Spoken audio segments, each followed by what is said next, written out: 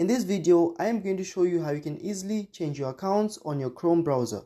So without wasting much of your time, let's get started with the video. So for the first step is that you're going to head over to Chrome. Once you're on Chrome, click on your profile right over here. Once you do that, click on your profile once more. And then scroll down and click on the sign out button. Once you do that, it's going to ask you if you want to sign in again.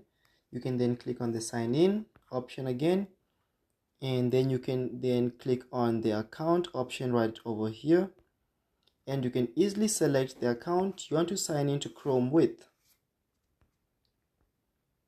So for example, you can just select the account you want to sign in with.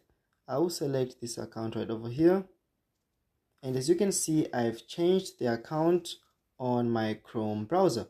So that's how you can easily change your account on your Chrome browser.